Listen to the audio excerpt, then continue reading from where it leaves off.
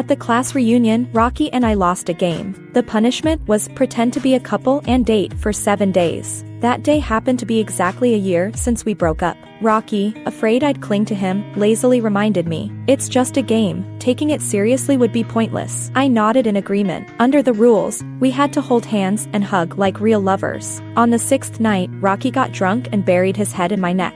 I agreed to get back together. "Isn't that what you've always wanted?" He seemed to have forgotten. The last time I asked to reconcile was 10 months ago. That day, he had reluctantly agreed to meet me to defend a junior. His expression showed no effort to hide his impatience. "Stop pursuing her for copying your work. I promised not to break up with you. Is that enough?" The 1-week couple challenge was proposed by Rocky's brother. He's also a rich kid. After Rocky and I tacitly agreed, he changed his mind. "Hey, a week is too short. You can't develop feelings in that time. How about half a month? I'll double the prize to 200,000. The prize money doubled. I sat in the corner of the booth, my hands resting on my knees, slightly curling up. I quickly nodded. "I can do that." The rich kid smiled. "Great, then. Why do you have so much to say?" Rocky interrupted him, his eyes downcast, not looking at anyone. "1 week, or let's call it off."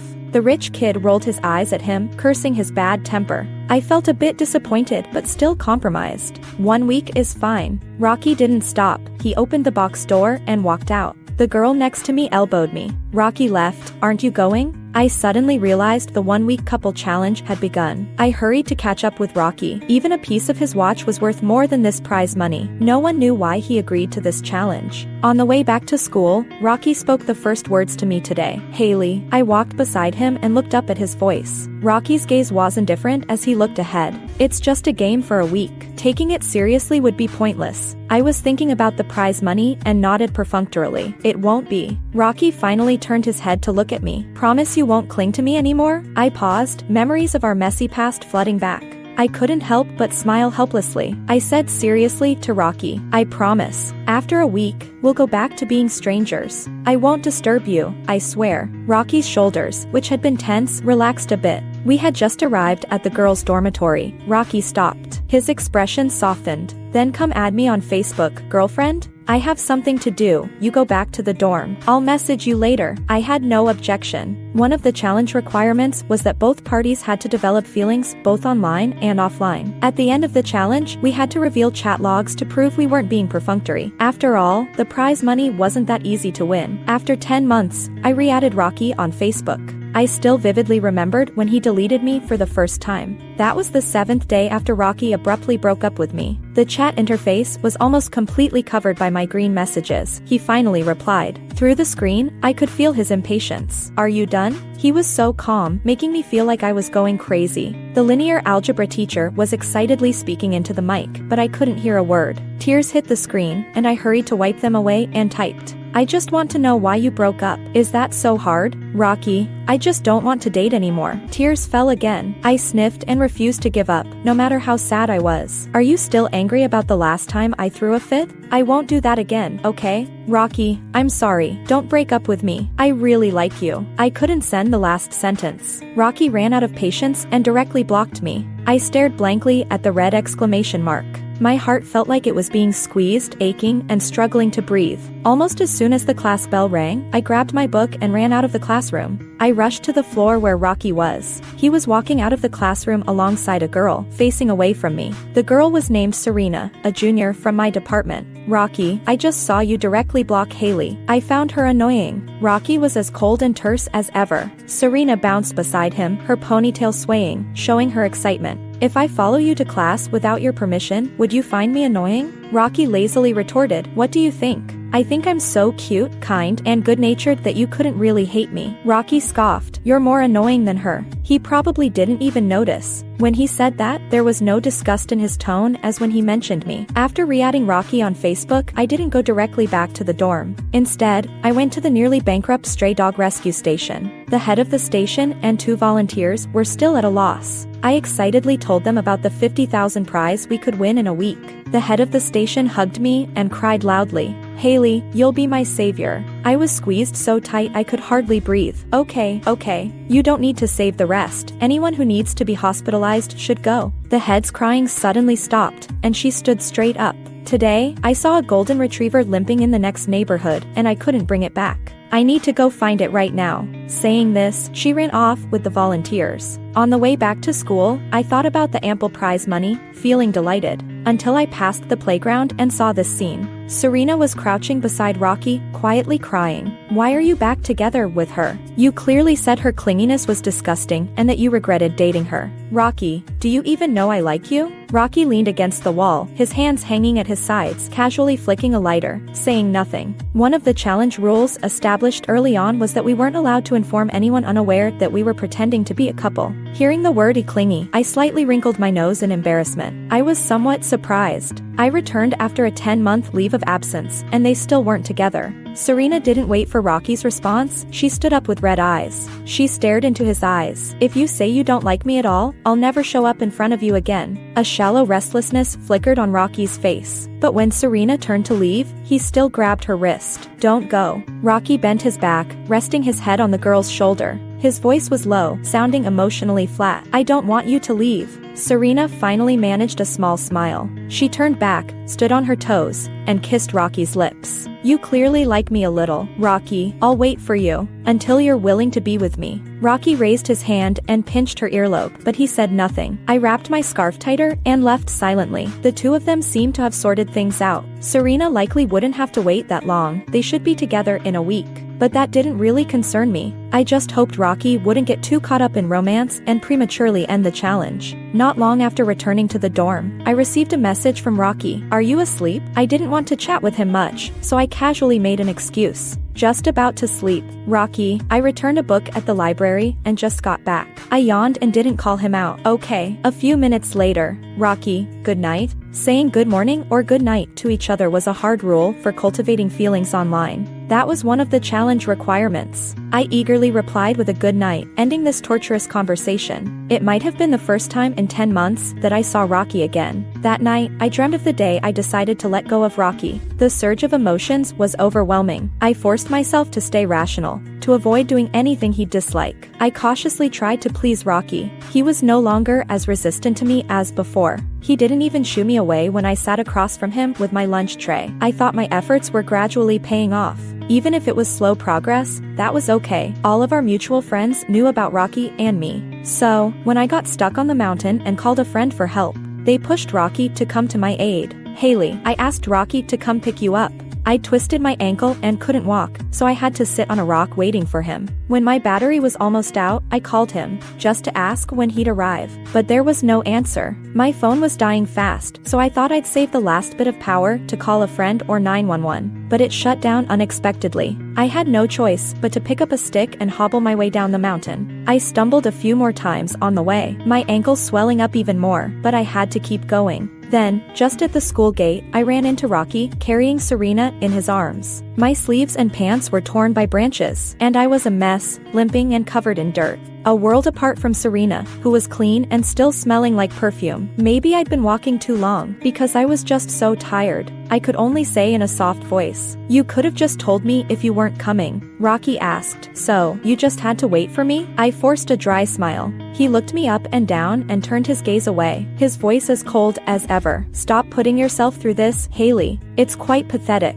A friend of mine, who happened to be passing by, saw the scene, and angrily confronted Rocky. "Didn't you promise to pick up Haley? Didn't I tell you her phone was almost dead? Do you have any idea how dangerous it was for her to be alone on that mountain?" Rocky, unbothered, only held Serena closer, and spoke in an unhurried tone. "Serena twisted her ankle, too. I can only help one person, got it?" With that, he carried Serena to the infirmary. My friend, furious, wanted to argue with him, but I stopped them. In that moment, I suddenly felt like it was pointless. I couldn't blame anyone else. I could only blame myself for not letting go, for putting myself through this. I looked at my friend and sighed, forget it. After that day, I stopped looking for Rocky. Even if I ran into him and Serena on campus, I would calmly look away, not sparing them a second glance. Sometimes, thinking about Rocky still hurt. A deep, suffocating ache. The withdrawal was unbearable, but I really didn't want to try salvaging it again, until Serena plagiarized my project topic and most of my PPT, and won an award in the competition. I went directly to her advisor and accused Serena of plagiarism. "This is my final project. The professor closed the office door, looking at me with a hint of reluctance. Look, how about I make it up to you? It's just a project, after all. It's not like she stole your award. No need to go as far as having her award revoked, right? It turned into a threat by the end. The message was clear: if I dared report Serena, I could forget about ever getting a scholarship for the rest of my university years. I'll give you 3 days to think it over. No rush. I left the office feeling lost. Rocky was already waiting at the building entrance. He quietly took my laptop bag, then took my hand in silence. Where are we going? I asked. Rocky didn't answer, just led me to the artificial lake we used to walk around in the evenings. It was secluded, with almost no one around. Rocky looked down at me, speaking softly. Come here, let me hold you. I didn't move, just looked at him with a blank expression. He chuckled lightly, his gaze lifting slightly. You're clearly about to cry. Why hold back? I tried to walk away, but Rocky pulled me into his arms. Just like before, he placed his hand on the back of my head, gently rubbing. It's okay, now. It had been so long since I'd heard Rocky speak to me this tenderly, so weak-willed. The moment he took the initiative, my heart softened all over again. Tears fell instantly, one after another, dampening the collar of his hoodie. Why is it so hard just to protect my own rights? I cried it all out, finally. Rocky didn't say much, but he held me even tighter. As my emotions settled, I started to pull away from Rocky's embrace. Suddenly, he leaned over and kissed my earlobe lightly. Haley, I won't break up with you anymore. I stared wide-eyed at him, shocked. Rocky wiped the tears from the corners of my eyes, his expression so calm, as if discussing something trivial. You love me. I can agree to get back together. On one condition, don't pursue the plagiarism incident with Serena. It felt like a wad of cotton was stuck in my throat, making it impossible to speak. In the silence, the distant strains of a campus song drifted over the speakers. He's not worth your heartbreak anymore. He pretends to be calm, but he doesn't understand you. Rocky's voice was as icy as ever. It's a fair deal, a deal. He was treating getting back together like a transaction, so Serena could secure her award. I remember crying and cursing Rocky for a long time that day. It's hazy now because I had a high fever afterward and was bedridden for days. My roommate and friends all tried to console me. Why make such a big deal out of it, Haley? Serena's advisor has a strong background. What's the point of going against her? Exactly. Isn't it better to let this slide than to lose all chances at scholarships? While I was recovering, the scholarship results were announced. My name wasn't on the list. Even worse, I was diagnosed with depression, to the extent that I needed medication to manage it. I had no choice but to take a year off from school to recover and readjust. As I dragged my suitcase out the campus gates, I thought, I need to go out and experience things more beautiful than love. This dream ended when my break from school was over. The laziness from a sleepless night peaked when I saw Rocky downstairs. He handed me a cup of soy milk and 2 sugar cakes. I don't have class this morning, so I came to keep you company. I took it with a fake smile. Thanks, but it wasn't necessary. The first class was similar to an elective. Rocky and I sat toward the back. Even though I was drowsy, I couldn't dare to sleep. Rocky propped his head up, looking at me with a slight smile. Why do you always get sleepy in her class? My eyelids were heavy, and I really didn't feel like talking to him. Rocky raised his chin slightly. Just sleep. I'll keep an eye on the teacher for you. This time, I sincerely thanked Rocky. After saying that, I leaned on the desk, sliding my arms forward just a bit. I wanted to ensure that the people in front of me could block my face. Before I finally closed my eyes to sleep, Rocky watched my every move, his brow occasionally lifting as if he were amused. When class ended, I woke up well-rested, stretching my back. I can't believe the teacher didn't notice anything in the entire class. Rocky still rested his head on one hand, using his other hand to tuck a loose strand of hair behind my ear. He gazed at me with boredom. Hey, girlfriend, you drooled. I didn't even have time to care about his teasing, and immediately covered my mouth. Finding no wet spot, I froze. Hearing Rocky's short laugh, I realized he had tricked me. I reverted back to my polite, distant demeanor, picked up my book, and headed for the door. Rocky, with his long legs, casually followed beside me. Are you angry? I blankly responded. No. He seemed about to say something else, but was interrupted by a female voice nearby. Rocky. Serena ran up to him with a smile. Aren't you free this morning? Rocky dropped his casual demeanor and didn't answer her. I thought maybe I could finally escape from Rocky. If you have something to discuss, go ahead. I'll be leaving now. I dashed down the stairs without waiting for their response. Being with Rocky was too exhausting. What was worse, I hadn't gotten far when he caught up with me. He looked like he had run into a tricky situation. I and Serena, you don't need to explain. I was puzzled and had to interrupt him. We'll have nothing to do with each other in 6 days. This relationship was never real. It was just for show, and you don't need to tell me about your other girls. We'd better not interfere with each other. Rocky looked at me, saying nothing. I couldn't understand the look in his eyes, so I awkwardly said, "Goodbye." "No worries, I'm going to eat." "You remember to eat?" I tentatively asked, then walked past him alone. That day, Rocky didn't seek me out again. I happily enjoyed my alone time. But these remaining days couldn't be brushed off easily. Tony, the rich guy who initiated the challenge, proposed we spend the weekend at a private equestrian club in the suburbs. But when we got to the hotel, he casually mentioned, "By the way, I forgot to tell you, since you two are now a couple, I booked you a suite. If that's fine, you can check in. If not, you can drop out of the challenge." I thought earning money was tough, but the consolation was that Serena had come along at her own expense. With her there, I wouldn't have to waste too much energy dealing with Rocky. Just as I pushed my suitcase into the room, Rocky stopped me. I turned back, confused. "Serena isn't someone I called here." I nodded and turned around again. Rocky didn't let go of me, which made me uncomfortable. He lowered his gaze, his eyelashes trembling. "You think it's unnecessary. That's your business. Whether I explain is mine. I don't have a habit of cheating. For the rest of these days, I don't plan to just go through the motions. If we're dating, let's do it seriously, or let's end it here." Rocky looked tired as he finished and opened the door to leave. His open shirt flapped in the wind. He walked briskly, as if fleeing from something. I called the station to check on the hospitalized dogs. I stayed until evening, and when Rocky returned to the room, he waited for me to go eat with everyone. After getting ready, I opened the master bedroom door. "Let's go." Rocky leaned against the door frame, his eyes droopy. I paused. "What's wrong?" He still didn't look at me, slightly lifting his lips. "Hold hands." "We can't even hold hands while dating?" I took a deep breath,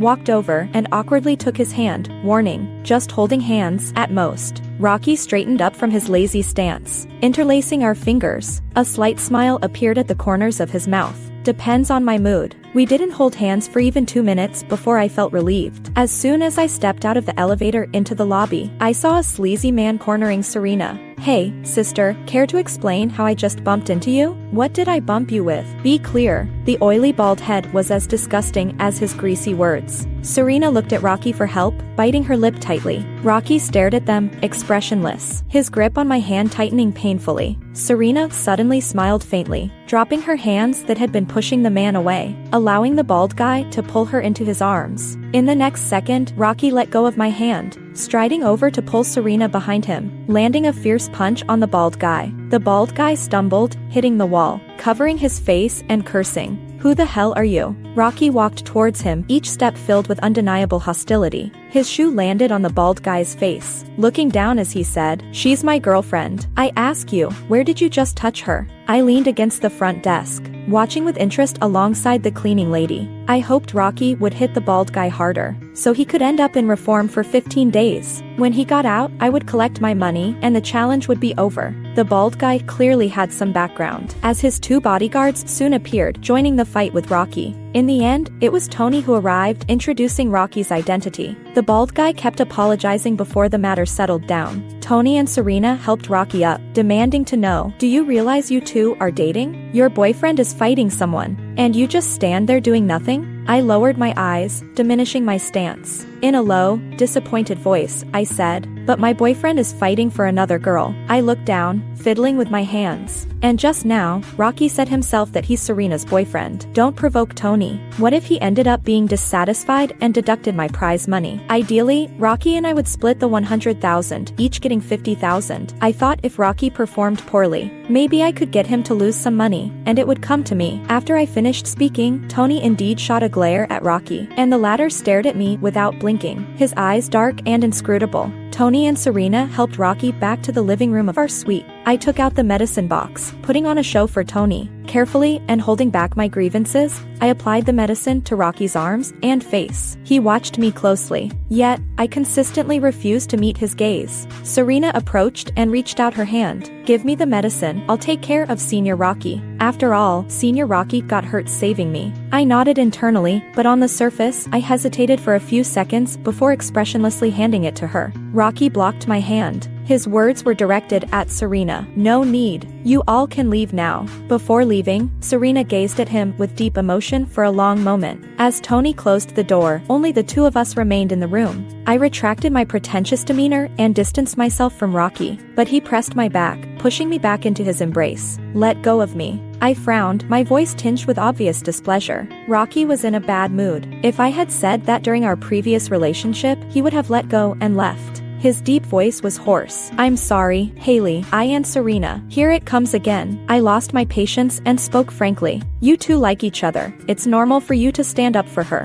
What's there to explain? I saw you kiss that night on the playground. Rocky's expression froze, and after a while, he spoke. It wasn't a kiss. I didn't expect her to kiss me. I didn't react much. That's your business. It has nothing to do with me. Rocky, I agreed to participate in this boring challenge for the 50,000 prize. I just want to get through these last few days peacefully. Can't we just go through the motions? Get through? Rocky emphasized that word. Being with me is so torturous. I pushed his hand away and stood up, brushing off my clothes. What else? I don't like you. Pretending to be a couple with you is really uncomfortable. Rocky looked blank, staring at the hand I had just pushed away. After stating my point, I returned to my room. Before closing the door, I heard Rocky's quiet voice asking, "Don't you like me anymore?" I knew he found it hard to believe for a moment. After all, he had witnessed my previous desperation. But I couldn't lose myself forever for him. In the first month of dropping out, I wasted time like a shell of a person. One day, I walked to the edge of a bridge. Sitting there in a daze, the stream behind me was shallow enough to see the bottom. I didn't notice when a little yellow dog popped out, tugging at my pant leg, trying to pull me to the road.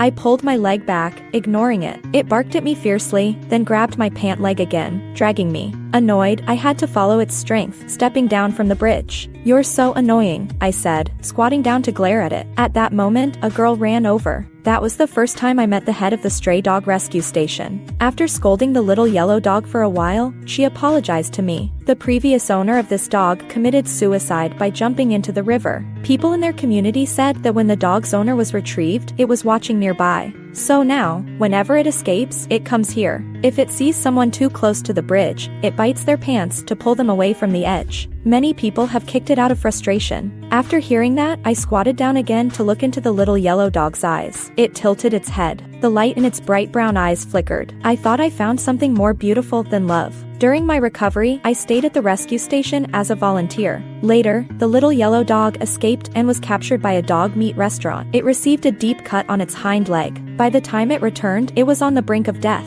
Coincidentally, during that time, we had rescued several dogs that were seriously ill, and the funds were running low. After that, I lost a game and agreed to this week-long game challenge. After opening up with Rocky, our relationship was completely frozen. The next day, I came out of the master bedroom just in time to see him dressed in riding gear, preparing to leave. I casually asked, "I don't know how to ride. Did Tony say I must go?" He had a cold expression, as if he hadn't heard me. He simply walked out the door. I blinked and sighed in relief. This was the best situation. I wouldn't have to endure Rocky anymore. By the stable, I ran into a guy walking an Alaskan Malamute. Unable to resist, I approached him to ask if I could pet the dog. The guy and the Alaskan were both very friendly. We soon played together. After a while, we were tired and went to rest on a bamboo chair under a shed, and Rocky walked over with a helmet in hand. Without even glancing at the guy, he snatched the half-empty water bottle from my hand. After taking a sip, he spoke. "I'm tired. I want to go back to the room to nap." I didn't want the water bottle anymore and nodded coldly. "You can go. Stay with me," Rocky said, his expression unchanged. "I'm scared to sleep alone." I was amused with anger and refused without thinking. "No way. I want to sit here a bit longer." If there hadn't been other people around, I would have thrown that bottle in his face. The guy awkwardly chuckled while petting the Alaskan. "Is he your boyfriend?" Before I could answer, Rocky shot back. "Otherwise? What's not obvious about it?" The Alaskan must have sensed his hostility, growling softly at him. I repeatedly apologized to the guy and ordered him a dessert as compensation. Rocky leaned lazily against the shed above my head, quietly watching me. Seeing I still had no intention of getting up, he simply bent down and picked me up. I advise you not to struggle. He anticipated my movements, casually reminding me. Tony is watching. I clenched my fists tightly, furious. Rocky, what's wrong with you? Put me down. I can walk by myself. He looked ahead, his tired brows carrying a hint of mockery. Isn't it said that you can do anything for money? Haley, hold me now. I'll just cooperate with you for these few days so you can get the money smoothly. I closed my eyes, suppressing my anger, and nodded. I don't want it. I had reached my limit with Rocky. I'd rather take a loan. Put me down. I'm going to tell Tony that I'm giving up. Rocky stopped and looked into my eyes. He smirked lightly, directly carrying me into the elevator. Once in the room, before I could turn on the lights, the moment he set me down, I immediately slapped him. My palm ached painfully. Rocky, are you shameless? The light filtering in through the door shone on his slightly turned face. After a few seconds of silence, Rocky moved his lips. Why do you hate me so much now? Haley, I don't understand. Is it just because I once refused to reconcile? He looked up, his quiet eyes hinting at absurdity. I really didn't like you a year ago. Did I refuse you incorrectly? He appeared genuinely puzzled, completely forgetting about the plagiarism incident. I didn't want to bring that up for now, only saying, when I was chasing you a year ago, you must have found it very annoying, right? He didn't answer, clearly conceding. So did I. I continued, being pestered by you now is the same. I finally understand. Being chased by someone you don't like is truly disgusting. Rocky's face darkened, his hands at his sides turning white from clenching. I didn't stop, staring at him word by word. It's so disgusting that if you touch me, I'll wash my hands 3 times. I wasn't trying to get back at him, nor did I take any pleasure in it. I was simply stating a fact. Being direct was also to force Rocky to give up. With his strong pride, being disliked to this extent wouldn't be something he could tolerate. After a long time, a self-mocking chuckle broke the silence. Rocky said nothing and walked past me, opening the door to leave. I slumped down onto the couch. Without Rocky around, my breathing felt much easier. It was like surfacing after being drowned to the brink. I thought Rocky's sudden departure meant the challenge was over, but the next morning on my way back to school, Tony found me. I've been watching you too. It must be awkward, right? If it weren't for Rocky reminding me, I wouldn't have realized I was disturbing you. There are only 3 days left. Just clock in normally. No need to send me any proof. Rocky wasn't even in it for the 100,000. I nodded, feeling a bit complicated, because I was. Rocky had disappeared for 2 days. I was relieved not to deal with him, spending most of my free time at the hospital with the dogs. He showed up at a friend's gathering on the 6th night. Upon seeing Tony, he turned his steps away from me. He sat down next to me without any eye contact. Later, Tony got a bit tipsy. When it was my turn for a dare, he pointed at me with his drink, slurring his words. You two have been together for so long, just kiss already. He finished with a hiccup. Rocky, who had been playing with his dice cup, paused slightly at the comment but showed no reaction. It was as if he hadn't heard. Everyone's attention turned to us, teasing. Tony, fearing I'd refuse, quickly added, whoever backs down pays a 5-fold penalty. That means 10 shots. I glanced at the 10 glasses of alcohol in front of me. With a light hum, I picked up a glass, silently accepting the punishment. Tony's face immediately darkened, and the other teasing people looked displeased as well. The atmosphere cooled down. Someone advised, forget it, Tony, we're just joking. 2 shots are enough. Tony shuffled the cards in his hand and shot me a glance. Who said it was a joke? Fair play, let her drink. As I reached my 6th cup, a hand came over and took it away. Rocky downed 4 glasses in quick succession, flipping the cups upside down on the table. His words were directed at Tony. Can't you go a day without bullying someone? Now you're even targeting my girlfriend? Tony shot him a displeased look, frustrated. Who can outdo you? I drank a bit too quickly, feeling the alcohol swirling uncomfortably in my stomach. I got up and ran to the bathroom. I vomited everything I had just drunk. Leaning against the sink, I rinsed my mouth and inadvertently met Rocky's gaze in the mirror. He stood behind me with a faint smile, his eyes hazy with drink. You've never kissed me? Why so resistant? I turned to leave. Haley, he called softly. I keep dreaming about us these days. I dreamt that our first kiss was so clumsy, that I swore I'd marry you when I was drunk, and that you used to love me so much. He looked down, tugging at his lip. Then I dreamt of the last time I saw you last year, when you cried and scolded me for being such a jerk, for treating reconciliation as a transaction. I was really quite inhumane then because all I thought was how loud you were. I didn't feel much at his words. I genuinely couldn't recall the feelings I had for Rocky back when I liked him. I couldn't even empathize with my past self. Rocky tilted his head, quietly watching me. Haley, I never dated Serena. The kiss was only that one time on the playground, just a tiny touch. Rocky must have been drunk, otherwise, he wouldn't be acting so childish. It really was just a little bit, he stressed after biting his lip. Seeing me remain unmoved, his eyes dimmed. Am I already tainted? So that's why you don't want me? I shook my head and told him honestly. When I decided to drop out, I knew I wouldn't want you anymore. No matter how much I liked him, I wouldn't. Rocky nodded slightly, his gaze fixed on the ground. I see. The spotlight above cast a slanted shadow behind him, making him look somewhat lonely. I looked away, not wanting to thank him for his cooperation these past few days and lacking the mood to reminisce or complain. I simply said 2 words to bid farewell. I'm leaving. There was no more sound behind me. On the evening of the 7th day, Tony transferred $100,000 to my PayPal. He seemed reluctant to talk to me and explained everything very dismissively. I broke up with Rocky. The prize is yours now. If I keep sending him money, I'll be the idiot. Before leaving, he warned me repeatedly. Don't let your conscience get the better of you and secretly give him the money. He doesn't deserve a dime from you.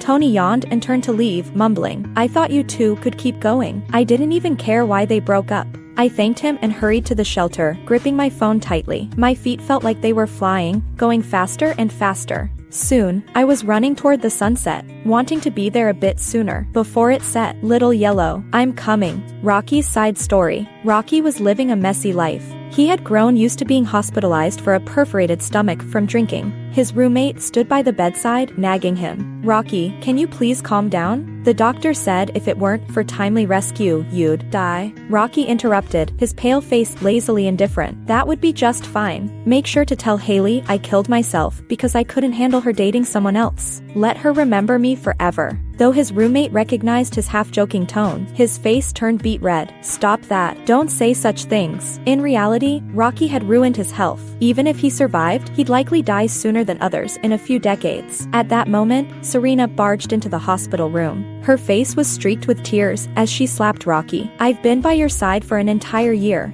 Is this how you treat me just for Haley? Rocky barely reacted to the slap, not really understanding what she was saying, just raising an eyebrow. His roommate recounted the events. In this year's competition, Serena had reused an old trick, plagiarizing another senior's final project. She thought the teacher would cover for her again, but this time, she encountered a tough opponent. The usually unassuming senior had a terrifying background and reported her to the organizers. The organizers acted swiftly, thoroughly investigating Serena's past participation. Not only was her award revoked, but she also faced disciplinary action. They even publicly announced her plagiarism incidents on social media. Her advisor, too, was also brought in for questioning. Serena believed Rocky had set her up. The 4 drip by the bedside ticked rhythmically. Hearing this, Rocky smirked slightly. Honestly, if you hadn't come in here causing a scene today, I might have forgotten about you. Serena broke down, incoherently lamenting why Rocky was so heartless. She didn't believe in karma, insisting that if it weren't for Rocky, she wouldn't be so unlucky. Later, Rocky's roommate, worried about disturbing his rest, kicked Serena out. The boy in the hospital bed had completely given up on himself. He had no intention of causing trouble for Serena, knowing that if he killed her and then himself, Haley wouldn't even glance his way again. Before he and Tony deliberately fell out, he had asked why Tony agreed to join the game. He didn't want to admit it. Seeing Haley again after 10 months still made his heart skip a beat. When they first broke up, Haley's insistence had made him regret dating her. She was just so loud. Every time class ended, she was right there. Rocky, are you free for lunch? Let me treat you. Rocky stopped, took off his baseball cap, and put it on Haley's head. His tone was harsh and cold. Can you understand human language? Haley, do you know what a breakup means? The girl was full of energy, a stark contrast to how she had looked just days ago. I know. I'm not here to get back together. I plan to pursue you again. Crazy. Rocky thought blankly. He ultimately didn't go to lunch with Haley, having just accepted Serena's invitation instead. Serena was sweet and quiet. When she looked at him with her sparkling eyes, he thought his ideal type should be like that. But for some reason, he still didn't respond to her subtle confession. Haley had clung to him for so long. Just as he was getting used to it, she seemed to be ready to give up, because he didn't answer her call, because he had chosen to save Serena first. Haley never came looking for him again. Rocky thought this was fine too, but there was a nagging feeling stuck in his chest, uncomfortable. It must be withdrawal symptoms, Rocky thought. When Serena asked for his help in convincing Haley not to report her plagiarism, he felt inexplicably better. Before going to see Haley, Rocky changed his clothes in the dorm. He even tidied his hair in front of the mirror. His roommate teased, "Rocky, you're showing off now." Rocky shot him a sideways glance, uncharacteristically not kicking him. After a long time, he held Haley in his arms again. Rocky lazily thought, "Forget it, if Haley wants to get back together, let her. It's no big deal." He felt like he had regained some of the feelings he used to have for Haley. To save face, Rocky used the plagiarism incident as an excuse to propose getting back together. But the expected outcome didn't arrive. Haley was completely disappointed in him. She hadn't appeared in front of him for a full 10 months. Rocky found it laughable. He didn't understand what Haley was being dramatic about. Serena had plagiarized her assignment but hadn't taken her award. Was there really a need for such a big reaction? For a long time, he didn't think about Haley anymore. He let Serena get close, even overstep. But he never mentioned being together. The moment he reunited with Haley, his heart raced irregularly. He bit his lip, wanting to mock Haley, to come back? But considering not wanting to spoil the mood for others, he said nothing. Throughout the game, he deliberately avoided looking at Haley, maintaining a cold demeanor, appearing unapproachable. No one knew that when Tony proposed the fake couple challenge, he had already decided that Tony was a brother for life. The moment he agreed, he didn't think about anything, not how to deal with the ambiguous Serena, not whether Haley still liked him. He only knew that he was still willing to agree to get back together with Haley.